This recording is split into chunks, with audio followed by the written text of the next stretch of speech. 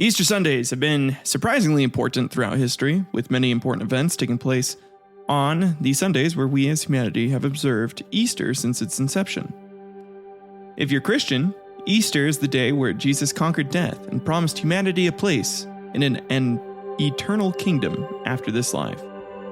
Easter has also been the day where we waged wars, found new islands, and created an anthropomorphic bunnies so companies could sell more cracked sugar to children and force parents to feel like they have to get their kids even more shit during a holiday. So today on Historical Quarrels, we'll explore the history of Easter and some important events that happened to coincide with this holiday. So sit down, get your eggs out, and start coloring them for this historical quarrel.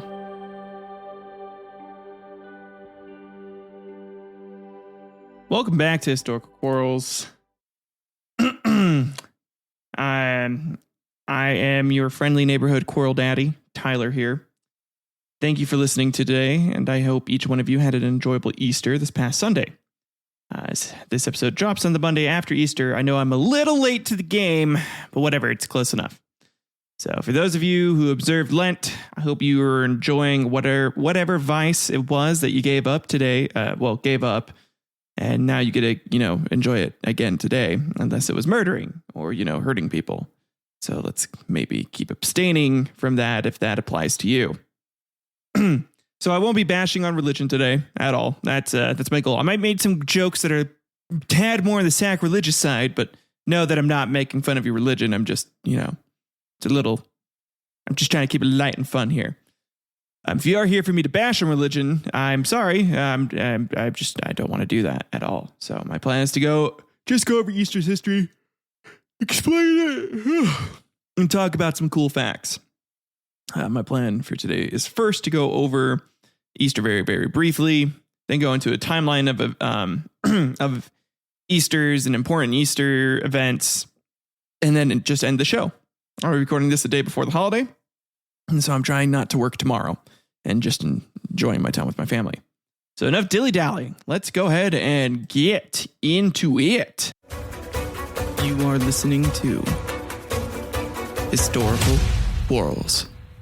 Easter, also called Pascha or Pashka or Resurrection Sunday, is a Christian festival and cultural holiday commemorating the resurrection of Jesus from the dead.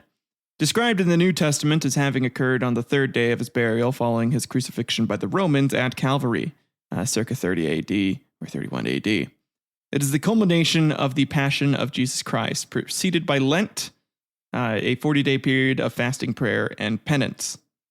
Easter observing Christians commonly refer to the week before Easter as Holy Week, which in Western Christianity begins on Palm Sunday and includes Spy Wednesday, on which the betrayal of Jesus is mourned, and contains the days of Easter Triduum, including Maundy Thursday, commemorating the Maundy and the Last Supper, and as well as Good Friday, commemorating the crucifixion and death of Jesus.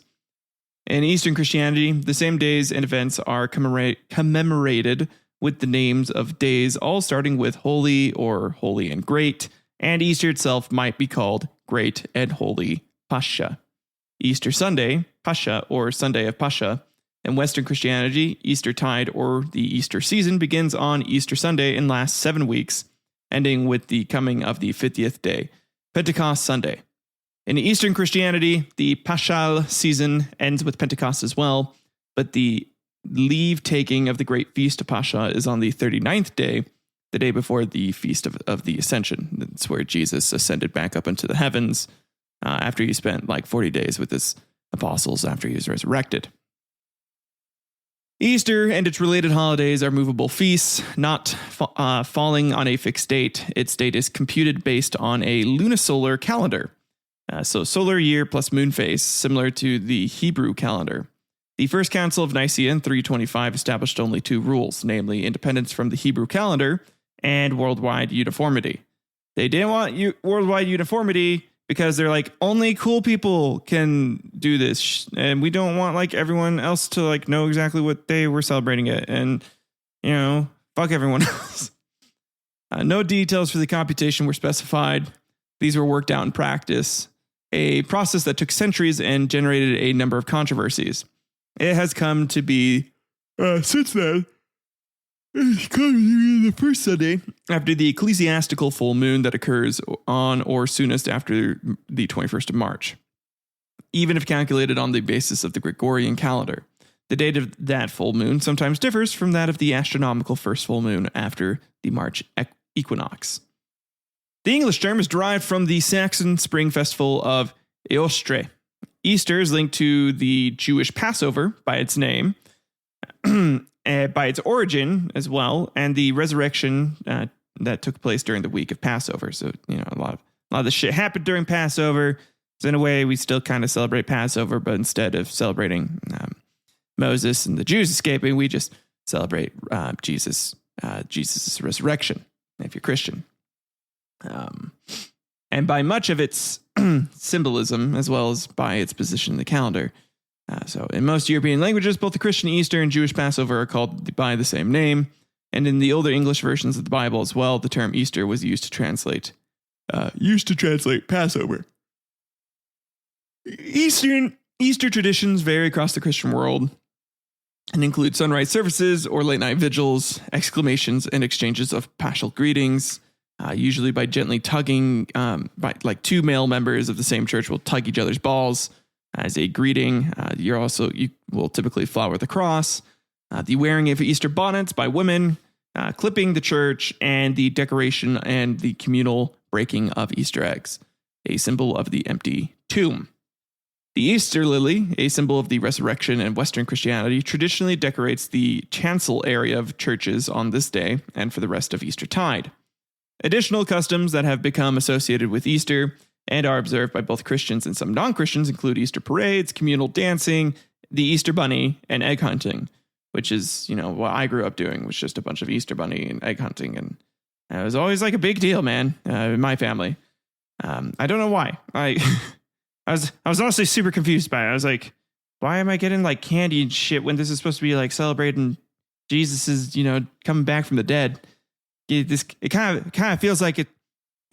I don't know why I thought this as a kid. I must have been a weird kid. I was like, it feels kind of weird to be getting candy and like, thinking about a bunny laying some eggs when, I should be more, back at the time I was like super religious. I was like, I should be more concerned about like, my bro Jesus coming back from the dead and like, saying he's going to come back. That feels more important, but whatever. I still had fun on Easter and hunting eggs. And now I get to watch my kids hunt eggs, and it's a lot of fun. But Easter foods vary vastly by region and culture.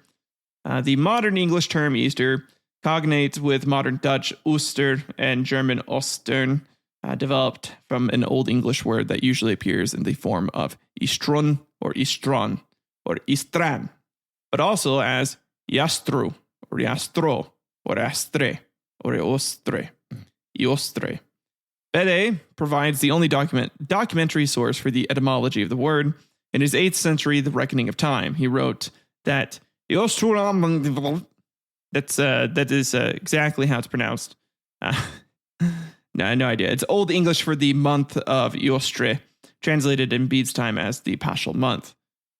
Was an English month corresponding to April, which he says was once called after a goddess of theirs named Eostre, in whose honor feasts were celebrated in that month. So, it still kind of has some pagan origins in it, too. In Latin and Greek, the Christian celebration was and still is called Pascha, a word derived from Aramaic, Pascha, cognate to the Hebrew Pesach. The word originally denoted the Jewish festival known in English as Passover, once again, but just, the Jewish exodus from slavery in Egypt. As early in the 50s of the first century, Paul the Apostle, writing from Ephesus to the Christians in Corinth, applied the term to Christ, and it is unlikely that the Ephesian and Corinthian Christians were the first to hear Exodus 12 interpreted as speaking about the death of Jesus, not just about the Jewish Passover ritual. In most languages, the feast is known by names derived from the Greek and Latin Pascha. Pascha is also a name by which Jesus himself is remembered in the Orthodox Church. especially in connection with his resurrection and with the season of its celebration. Others call the holiday Resurrection Sunday or Resurrection Day, after the Greek anastasis, Resurrection Day. Easter is linked to Passover and the Exodus from Egypt in the Old Testament through the Last Supper, sufferings, and crucifixion of Jesus that preceded the resurrection. According to the 3 synoptic Gospels, Jesus gave the Passover meal a new meaning. As in the upper room during the Last Supper, he prepared himself and his disciples for his death. He identified the bread and the cup of wine as his body, soon to be sacrificed, and its blood, soon to be shed. The Apostle Paul states in the first epistle to the Corinthians, "Get rid of the old yeast, that you may be a new batch without yeast, as you really are. For Christ, our Passover lamb, has been sacrificed." This refers to the requirement in Jewish law that Jews eliminate all chametz, or leavening, from their homes in advance of Passover, and to the allegory of Jesus as the paschal lamb. So he's, and that's how they're, corresponding the two. Easter and the holidays that are related to it are movable feasts, and that they do not fall on the fixed date. Once again, it has led to a lot of confusion with Western Christianity using the Gregorian calendar. Easter always falls on a Sunday between March 22nd and April 25th, within about 7 days after the astronomical full moon. And the following day, Easter Monday, is a legal holiday in many countries with predominantly Christian traditions. Eastern Orthodox Christians base paschal date calculations on the Julian calendar because of the 13-day difference between the calendars between 1900 and 21 March corresponds. The 21st March corresponds during the 21st century to the 3rd April in Gregorian calendar. Since the Julian calendar is no longer used as the civil calendar of the countries where Eastern Christian traditions predominate, Easter varies between the 4th of April and the 8th of May in the Gregorian calendar. Because the Julian full moon is always several days after the astronomical full moon, the Eastern Easter is also often later relative to the visible lunar phase than Western Easter. So, it might be like a day or two or like just a couple days later. Among the Oriental Orthodox, some churches have changed from the Julian to the Gregorian calendar, and the date of Easter, as for other fixed and movable feasts, is the same as the Western Church, just to make it easier. Thank God. Oh man, could you imagine just having friends in, one was like an Eastern Christian, one was a Western Christian, and they're like trying to figure out what days you needed to schedule off to go to their Easter celebrations, respectively? That would be a nightmare. Just like, so the Julian full moon is going to be on this time. Well, actually, no, it's probably going to be in a couple weeks based off of this, and this. You just have to run like a shit ton of math calculations in your head, and you have to go consult with a fucking astrophysicist to make sure. That would be the worst and one of the most annoying things on earth to try and do. It's already a nightmare to try and fucking schedule shit with family and to, get everyone together. Having to do it like this based off the full moon is so annoying, but whatever. It was originally feasible for the entire Christian church to receive the date of Easter each year through an annual announcement by the Pope, because, there used to not be that many Christians. By the early 3rd century, however, communications in the Roman Empire deteriorated to the point that the church put great value in a system that would allow the clergy to determine the date for themselves, independently yet consistently. Additionally, the church wished to eliminate dependencies of the Hebrew calendar because they're sick and tired of having to deal with their Jewish neighbors, cousins, if you will. They're tired of it. They're like, listen, you guys killed our savior. And that's where a lot of Jewish hate mongering kind of started and fed and grew from. It was because of the fucking moons, man. It's frustrating to deal with. No, there's also just a bunch of conspiracies, and really it does tie back to this Christian viewpoint of, the Jews killed Christ, and therefore they're lesser than, or they're that wicked, and so which is completely not true at all. I mean, plenty of Christians killed plenty of innocent people too. It does not make you right just because you believe in maybe the right religion, and who knows if you are right. Anyways, in the reckoning of time in 725, Bede uses a computus as a general term for any sort of calculation, although it refers to Easter cycles of Theophilus as a paschal computus. By the end of the 8th century, computus came to refer specifically to the calculation of time, which is kind of cool. It's almost a term for computers, to computate something. The calculations produce different results depending on whether the Julian calendar or the Gregorian calendar is used. For this reason, the Catholic Church and Protestant churches, which follow the Gregorian calendar, celebrate Easter on a different date from that of the Eastern Orthodox churches. I know I'm kind of repeating the same point, but I just like to. It's just so interesting to me. It's really funny to me as well.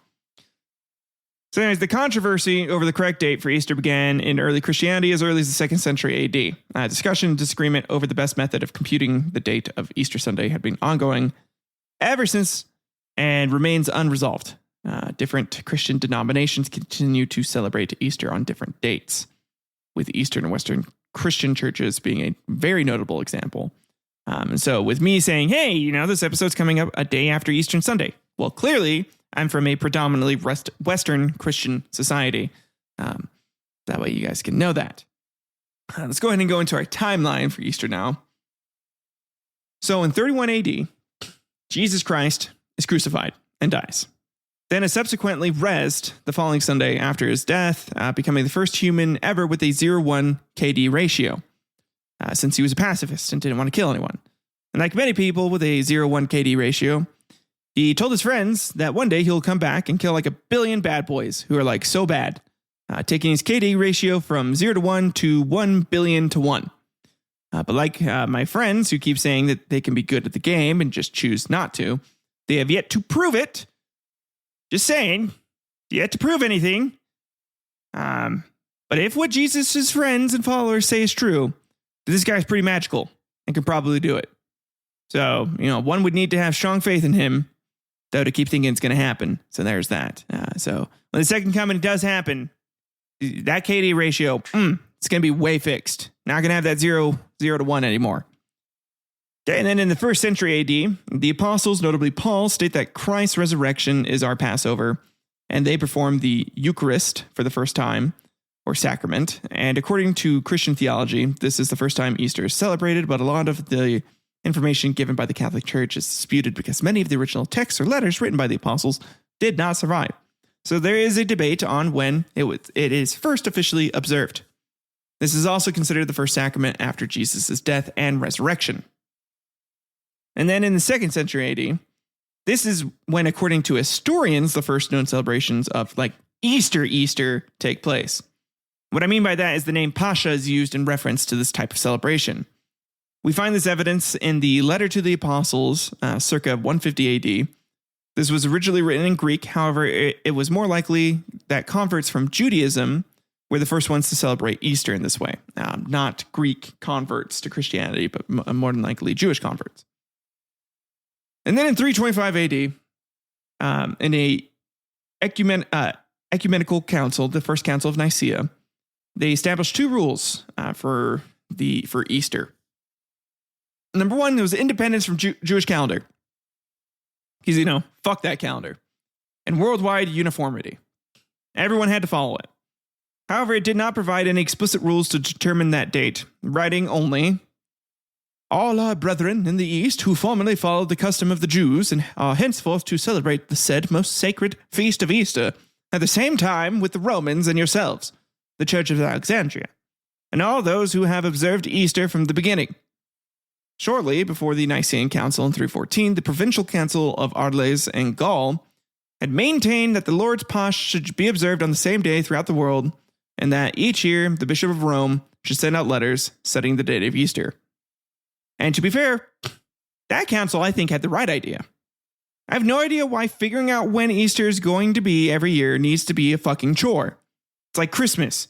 I mean, could you fucking imagine the logistical nightmare companies would have if we had to figure out the exact day Jesus came out the womb?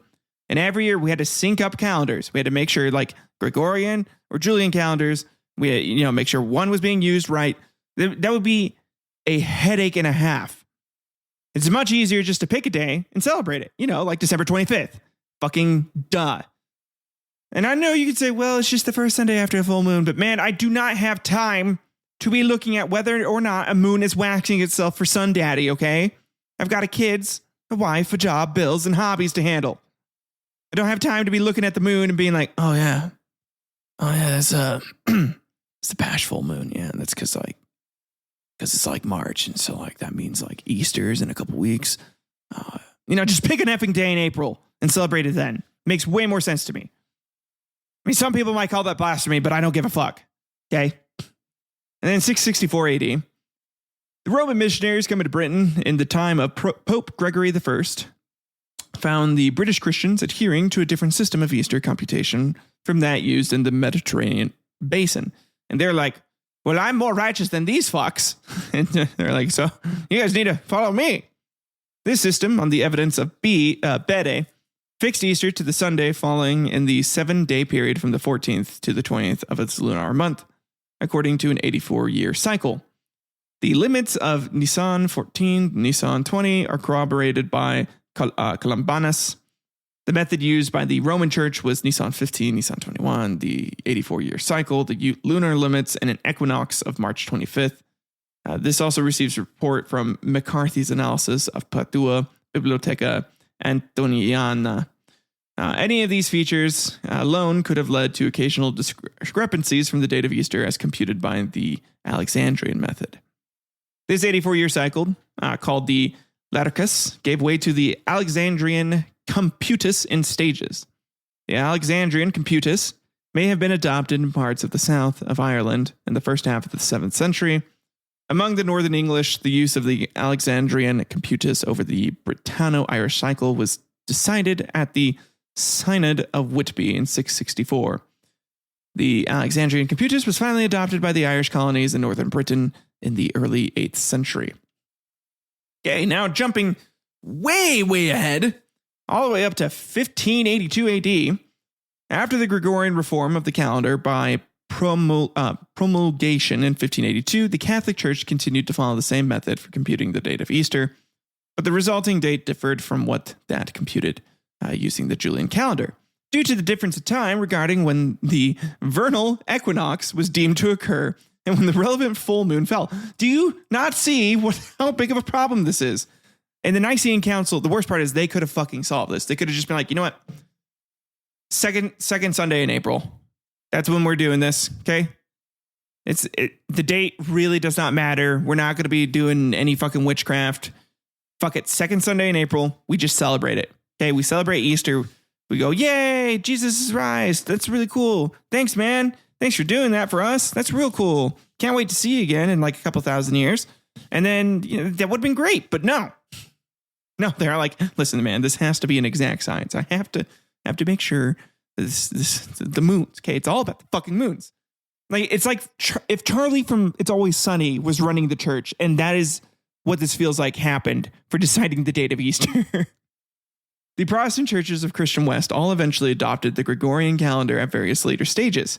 The Eastern Orthodox Church and the majority of the Christian East continued the older practice aligned to the Julian calendar. Several attempts were sought to achieve a common method for computing the date of Easter, but none have seemed to work out. Well, kind of. In 1997, we will get like a full adoption eventually, but we're not there. We're not there yet. We still have hundreds of more years of infighting for the church. In 1722 AD, the first recorded European contact with Easter Island took place on the 5th of April, or Easter Sunday, when Dutch navigator Jacob Roggeveen visited for a week and estimated there were 2,000 to 3,000 inhabitants on the island. His party reported remarkable tall stone figures, a good 30 feet in height. The island had rich soil and a good climate, and all the country was under cultivation. Fossil pollen analysis shows that the main trees on the island had gone 72 years earlier in 1650. The islanders were fascinated by the Dutch and sailed out to meet them, unarmed. The Dutch officer, Carl Friedrich Berens, wrote of the encounter, "During the morning, the captain brought out an Easter Islander on board with his craft. I'm only doing this voice because Carl is just, I know he's Dutch, but Carl just sounds so German. This hapless creature seemed to be very glad to behold us, and he showed the greatest wonder at the build of our ship. He took special notice of the tautness of our spars, the stoutness of our rigging and running gear, the sails, the guns. which he felt all over with minute attention, and with everything else that he saw. When the image of his own features was displayed before him in a mirror, he started suddenly back, and then looked toward the back of the glass, apparently in the expectation of discovering the cause of the apparition. After we had sufficiently beguiled ourselves with him and with us, we started him off again in his canoe towards the shore. When the Dutch got to shore, sorry, like again, I know he's Dutch, so he's not German. It doesn't sound anything like that, but just have fun with me, okay? He was an Austrian that escaped the empire, okay? He escaped the Holy Roman Empire and became a Dutchman. And as when the Dutch got to the shore, the islanders pressed around them, tried to touch the Dutch, the clothes, and even the guns. During this, a shot rang out from an unknown person, leading to a firefight that killed 10 or 12 islanders. To their distress, they learned that among them was the young man who they had shown their ship, to which Barons stated that the crew was much grieved. Oh, that is real sad. It's the young dude that they like met and like was super nice and chilled with them, and they killed him. They fucking killed him, probably because they tried to grab the guy's guns. But they didn't know. They didn't fucking know. They were like, what the hell is this shit? Could you imagine? They'd be like aliens coming by and like letting us like feel up and touch their technology. I'd be curious too. Like if they had something fucking holstered to their waist. Could you imagine they had a fucking lightsaber?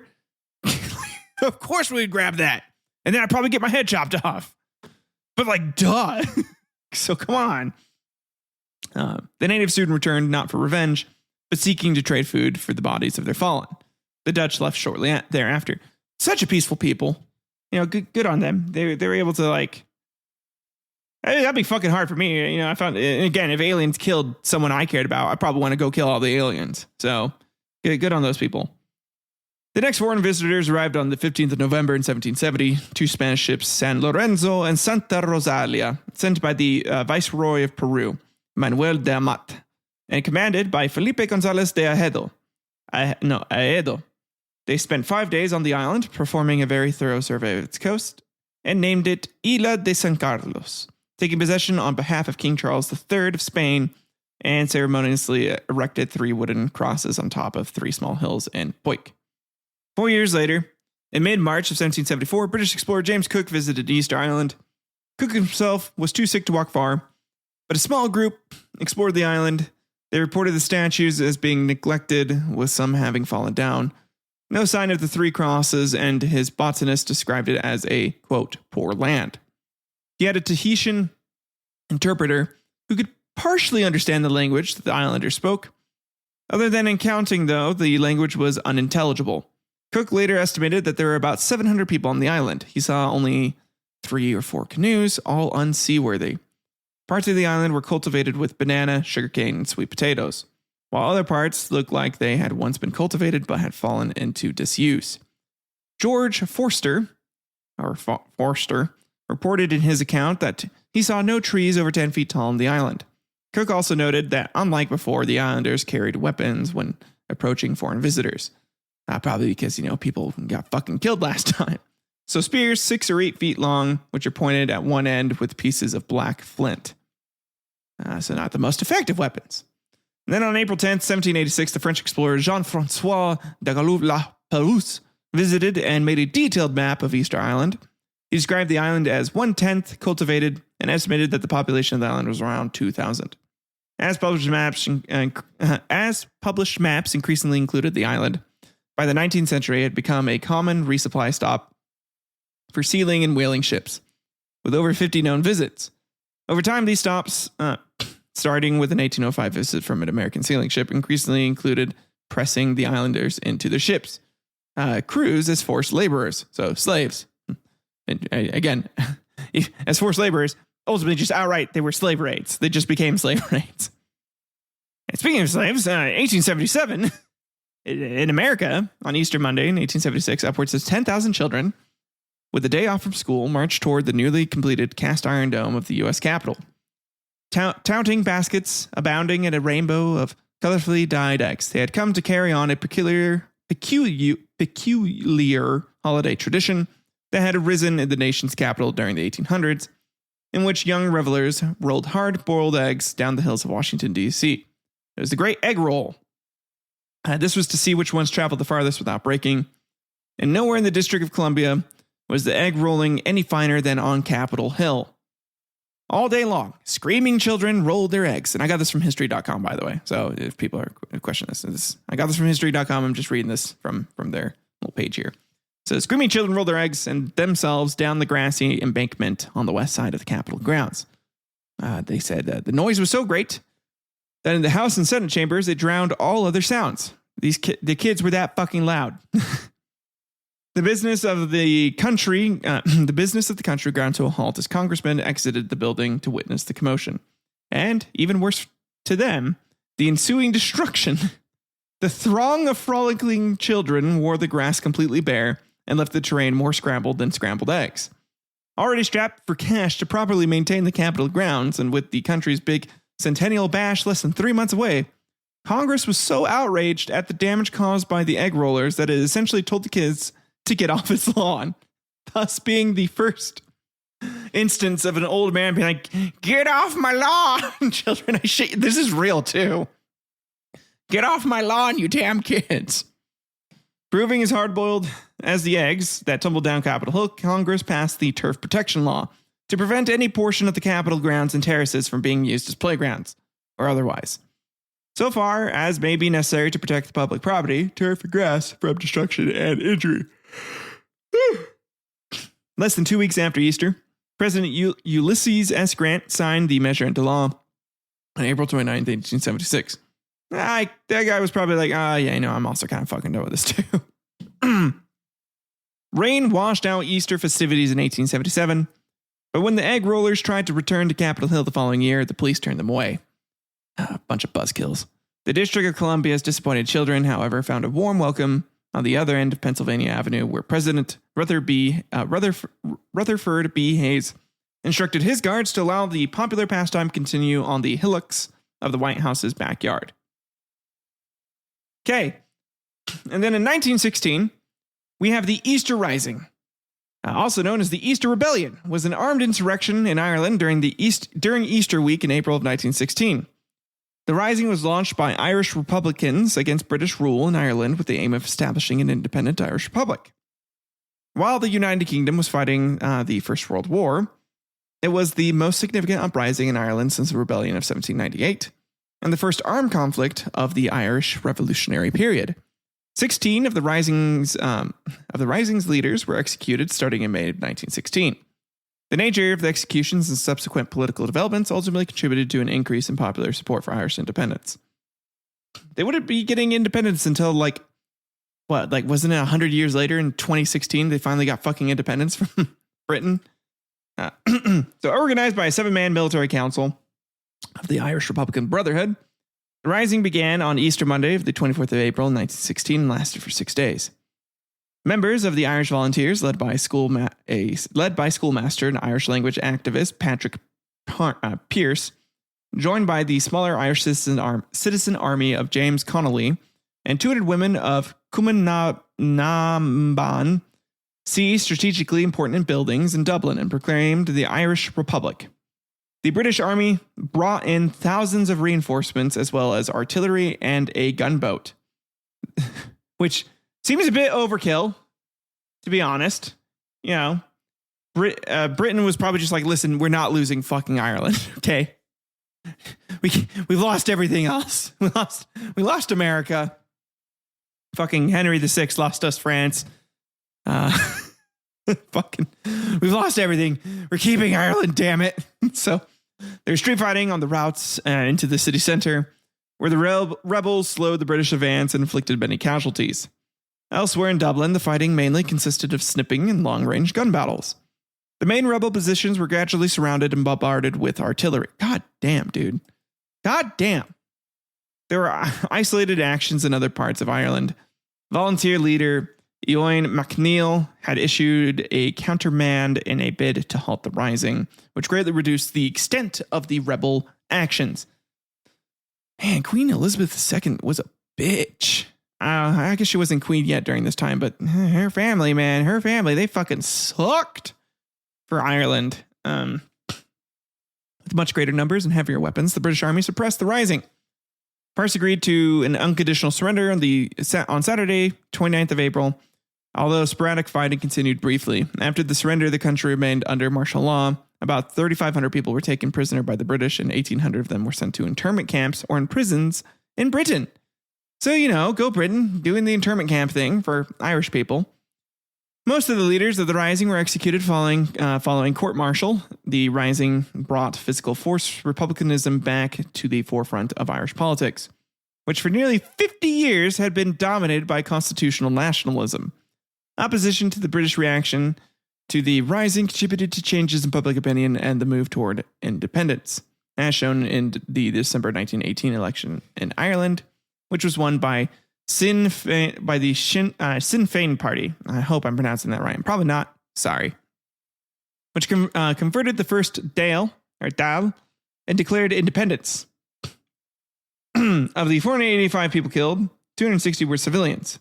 143 were British military and police personnel. 82 were Irish rebels, including 16 rebels executed for their roles in the rising. More than 2,600 people were wounded. Many of the civilians were killed or wounded by British artillery fire, or were mistaken for rebels. Others were caught in the crossfire during the firefights between the British and the rebels. The shelling and resulting fires left parts of central Dublin in ruins. Yeah, again, the British Empire just really could not stand to lose any more land. They had lost a lot of land by that point and were kind of fucking done. They were still fucking over India pretty good, but they were done losing shit. And then in 1945, on Easter Sunday, the U.S. began its battle in Okinawa, and this will last for 82 days. Despite the Japanese not traditionally celebrating Easter, the U.S. would decide to share its time-honored tradition a bit late by dropping 2 big eggs on the towns of Hiroshima and Nagasaki. However, due to military oversight, the eggs contained a large amount of unstable uranium and plutonium. They were combined into a core, and since there were explosives in the egg when it was dropped, when it hit the ground, the oxygen caused the traditional explosives to go off, which then brought the core to a supercritical mass, which caused a violent explosion, a nuclear explosion. And they did this twice. And when asked about why the Easter eggs had a nuclear core in them, President Truman is cited as saying, it was just an Easter April Fool's prank. Instead of an egg, it was just an atomic bomb, and the Japanese need to chill out. It was just a prank. You bunch of crybabies. So the Japanese did in fact chill out and surrendered, and the world was at peace once again. But not for long, because the Russians decided they wanted to be able to pull off as epic as a prank as the U.S. was able to, and made it an atomic bomb of their own. And the U.S. hated how Russia handled its finances and was all like, bro, what if they prank us so hard that they force us to spend money like how they spend money? So that's how the Easter/April Fool's Cold Prank War began. Listen, I know it's a bit fucked up to attribute what is arguably one of the worst atrocities the U.S. has committed. Well, I don't know if it's the worst, but it's up there. It's top 3 for sure. Anyways, it just being an April Fool's or Easter prank, but yeah, fuck it. It's been long enough since it happened that most of the people who experienced the horrors of that are most definitely dead. And people who were, caught in the explosion were dead. We have been dead for a long time. I'm not hurting anyone. Anyways, 1997, the World Council of Churches proposed a reform of the method of determining the date of Easter at a summit of Aleppo, Syria.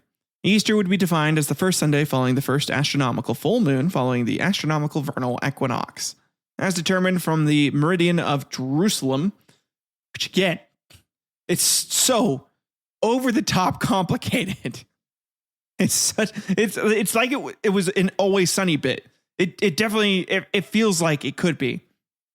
Anyways, the reform would have been implemented starting in 2001, since in that year the eastern and western dates of Easter would coincide. This proposal, however, was never implemented.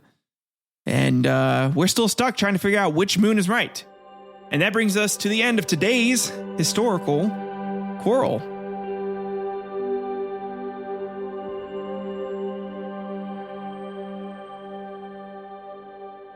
All right, everyone, you made it to the end of today's episode. I know it was a brief one. It was a short one, but I hope it was a fun one.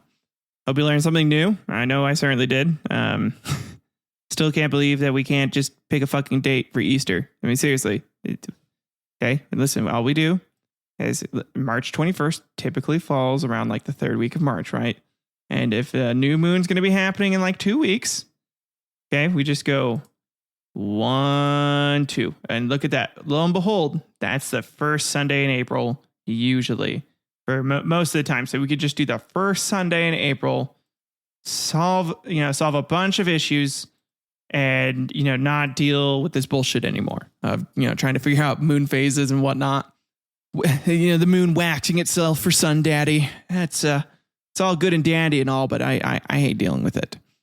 Thank you for listening. If you enjoyed today's episode, please leave a like, leave a comment, subscribe, leave a review if you're listening to it on the podcast. Thanks for everyone that has been stopping by on the YouTube channel.